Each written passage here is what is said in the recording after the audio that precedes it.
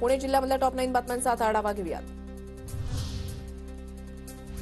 शरद मोहन हत्या प्रकरणामध्ये एकूण 24 जणांवर पुणे पोलिसांची कारवाई. गुंड विठ्ठल शेलारसह 11 जण पोलिसांच्या ताब्यात. आरोपींना आज कोर्टामध्ये हजर केलं जाणार.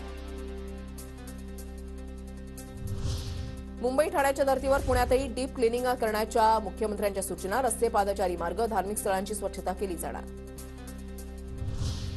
सावित्रीबाई फुले पुणे विद्यापीठामधल्या प्राध्यापक भरतीला मोठा प्रतिसाद. 111 रिक्त जागांसाठी आतापर्यंत 3890 उमेदवारांकडून अर्ज नोंदणी.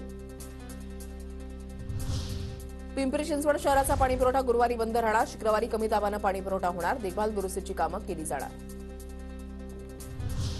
पुण्यातल्या कोथरूड बावधन परिसराला 2 MLD जास्तीचं पाणी मिळणार. गेल्या काही दिवसांपासून कमी दाबानं आणि अपुरा पाणीपुरवठा होत असल्यानं पालिका आयुक्तांचा निर्णय. महत्वाकांक्षी मुळा मुठा नदी संवर्धन, पुनरुज्जीवन आणि सुशोभीकरण योजनेला पर्यावरणीय मंजुरी नाकारली. मंजुरी नाकारण्यात आल्यानं योजनेच्या कामांवर परिणाम होण्याचा पर्यावरण प्रेमींचा दावा. उत्पन्न वाढीसाठी पीएमपी प्रशासनाकडून विविध उपाययोजना हाती. अदानी कंपनीला पुणे आणि पिंपरी चिंचवडमध्ये 60 ठिकाणी चार्जिंग स्थानकं उभारण्याचं काम. या माध्यमातून उत्पन्नाच्या 32% रक्कम पीएमपीला मिळणार.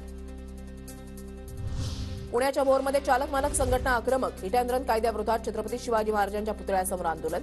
कायदा रद्द करण्याची मागणी. राम मंदिर उद्घाटनाच्या पार्श्वभूमीवर पुण्याच्या भोरमध्ये अक्षतांचं वाटप. रेणुका महिला संघटनेकडून घरोघरी जाऊन पूजित अक्षतांचं वाटप.